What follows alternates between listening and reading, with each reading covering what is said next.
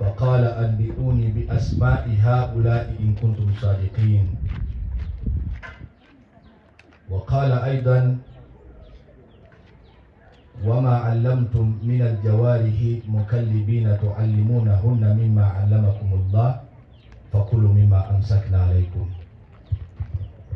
ثم نصلي على رسول الكريم مولانا مصطفى محمد صلى الله عليه وسلم. Mkirize wakama baffe bano abagenyi baffe ab'olunaku olwaleero bamashayikhi mwenna abali ku mukolo guno, mukolo gwa bamaseeka, era ne baba bakutenda ebigambo biyinza obutalannama bulungi. Sheikh mukadde wange ampadde omuzindalo Hamza Bukhari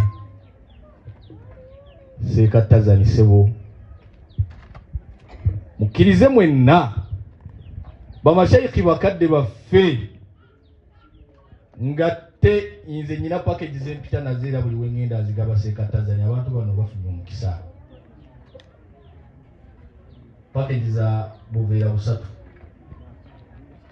Assalamu alaikum wa rahmatullahi wa barakatuh. Buli omu afuneko package. Waliwo addaala Seeka Sekimwanyi yagaggawala temumuteega. Bale salamu ng'ebulabulamu. Assalamu alaikum wa rahmatullahi wa barakatuh.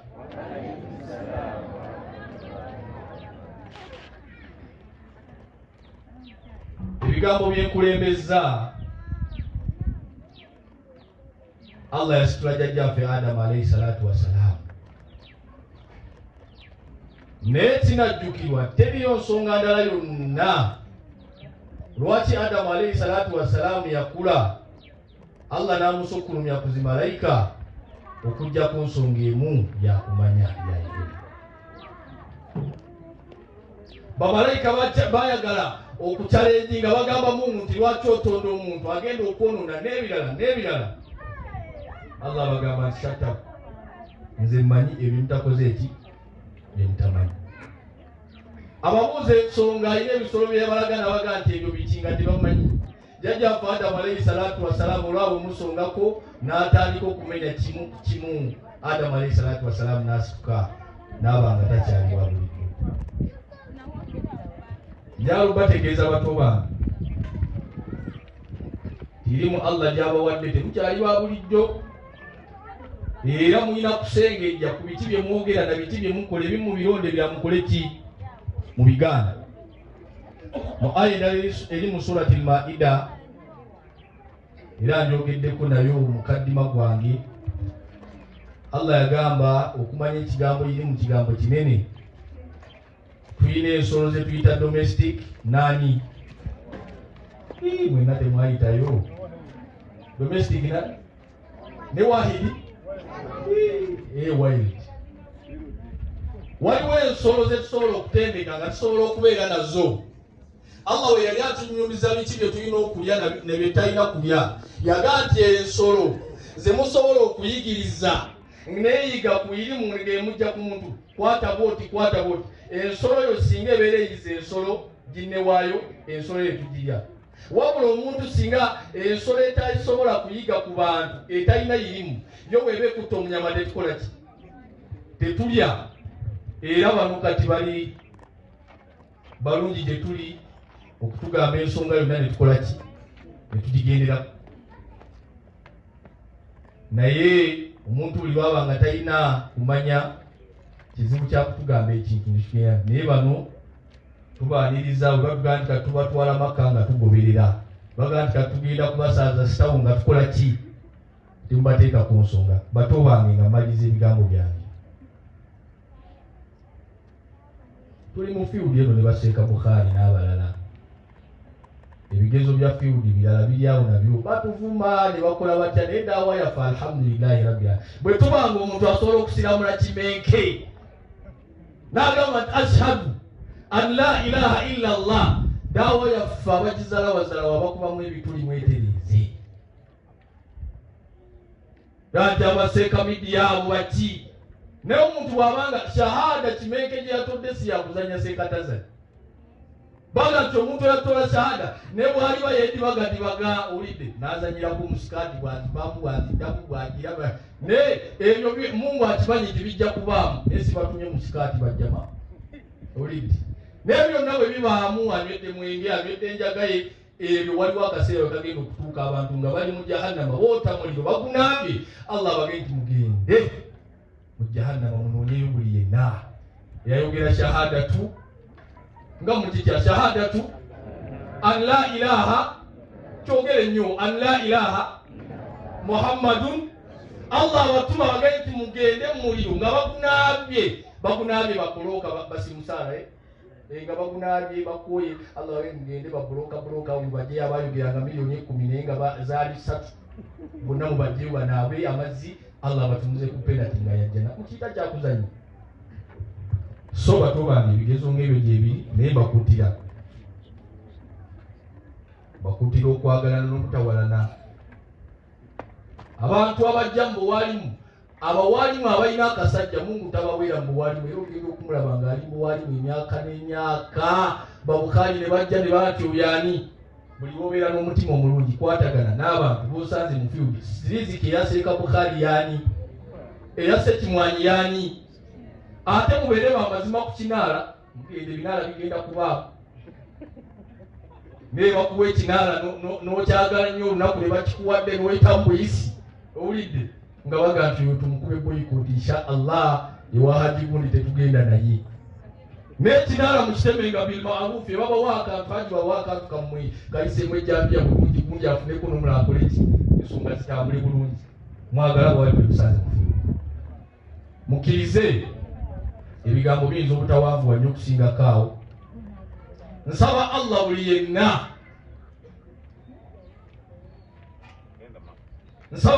yenna azze mu kidaala kino nga siwulira amiina ng'ayagaliza abaana bano ebirungi ne famire eno ebirungi nsaba Allah akuwa ekidaala kino kidaalireko mu maka go nga ky'abaana b'okusoma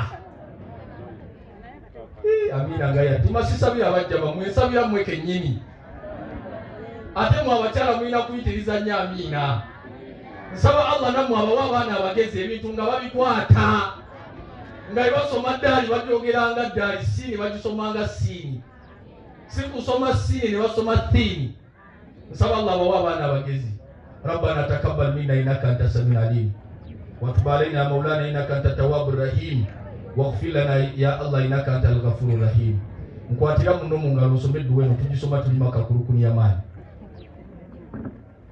tugisoma tulima kakulukuni amaani wennyini sekabukani saba Allah tuzeeni kwata muno mu ngalo tomutalira kumuta soko omumpere salamu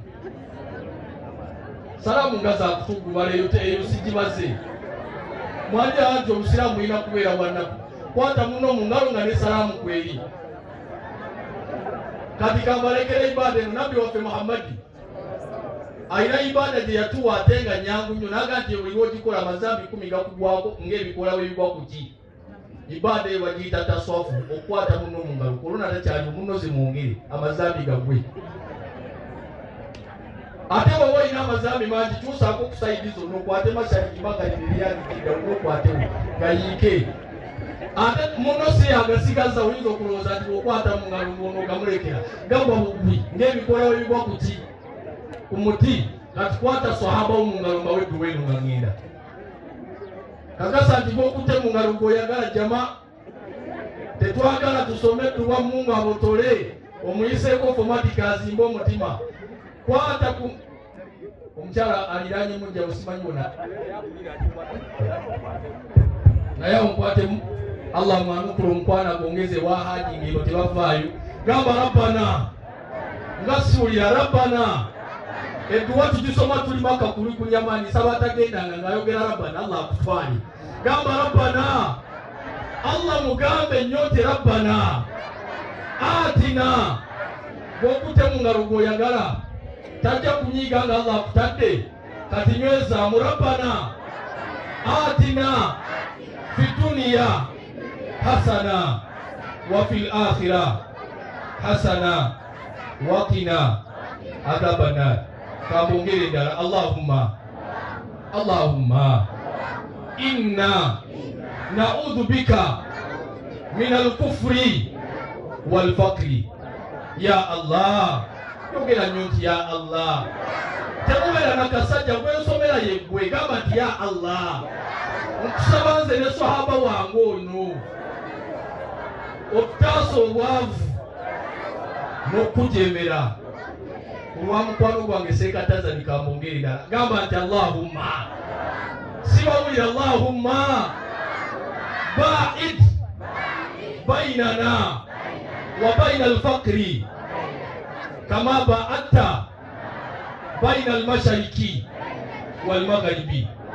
Allah tukusaba, nasiwulira Allah tukusaba nze ne mukwano gwange ono okutaasa obwavu butubeere wala nnyo nga bwe wayawula mashariki ne magharibi.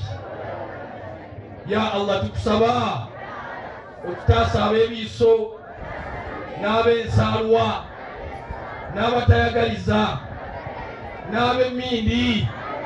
Allah watutaase. Allahumma nas'aluka al-janna, Allahumma nas'aluka al-janna wama qarraba ilayha min qawlin wa amal, wa na'udhu bika min an-nar jahannama wama qarraba ilayha min qawlin wa amal. Allahumma nas'aluka hijja. Amina ya hijja. Tonna sonda ko yadda kakade ne na amina ya hijja. Amin. Allahumma nas'aluka hijja. Wal umrata. Allah uliya vaibu ya mako mtuwe. Allahumma nas'aluka hijja. Wal umrata. Wa ziyarata mtume fi babi salami wa sa'iri al-ashaba. Wa sallallahu ala sayyidina Muhammad wa ala alihi wa sahbihi sallam. Alhamdulillah rabbil alamin. Amanya Sheikh Shakibu Setimwanyi omulangira ikoto nkola ni kampuni yitibwa Kikwatwaza Travel twala abantu Makka ne Madina nenkola ni Salam TV awamu ne Salam Charity. Nsaba Allah mwina abampere ebirungi by'ensi eno buli ayagaliza ekidala kino ebirungi Allah